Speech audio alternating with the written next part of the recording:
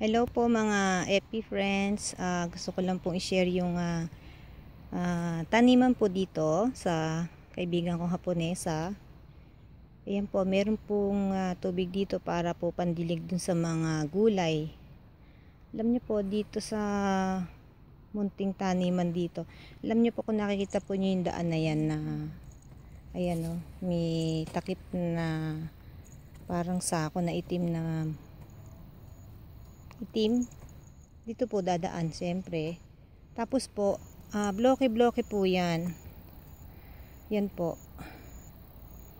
parang itong isang kwadrado na to may mga number po yan yan po, isang bloke, isang tao po may-ari niyan, nire-rent po yan ng 3,000 yen per year. Yan po, yun po yung kaibigan ko, yan lang po yung kanyang sakop, may kamatis. Yan po may number po siya, ayan 27 yung kanyang taniman.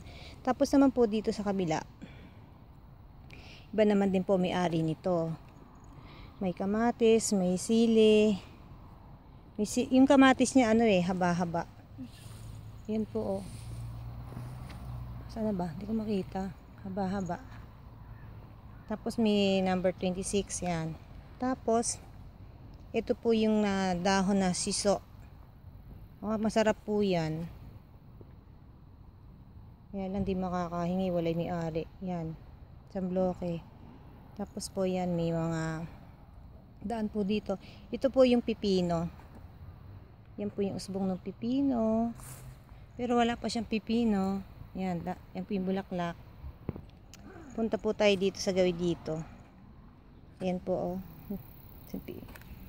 Tapos ito po yung gabi, may gabi rin. Yan. Yan po. Dito may talong. Yan po Doon po sa mga mahilig magtanim ng gulay. Yan. I-share ko po sa inyo. Alam niyo po, pwede nang anihin yung talong. Ang sarap naman yan, fresh talaga pag pinitas.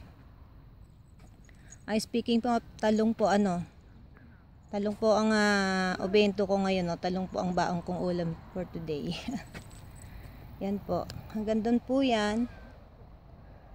Yan po, makiusyoso nga tayo dito sa gawi-gawi dito. Yay, ano ba yun?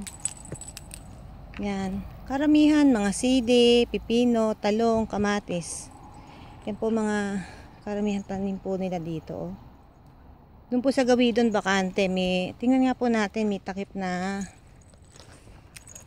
itim na parang makapal na plastic po yan ayan po Tapos kung makikita po nyo, parang may pako, ayan ayan po Saan na ba? Yan, makapal po siya para hindi po tubuan ng damo. Yan po, may kalabasa din po doon sa gawi doon. Yan, marami pong klase. Uy, kamatis, ang laki ng kamatis. Uy, ayan okay, hanggang dito na lang po. Mainit talaga, maalinsangan. Ay, eto yung mga kamote. Pwede makahingi ng talbos ng kamote, yan kamote po yan. Okay, hanggang dito na lang po. At maraming salamat po sa mga nanood.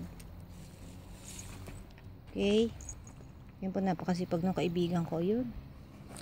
Okay, hanggang dito na lang po. Thank you for watching.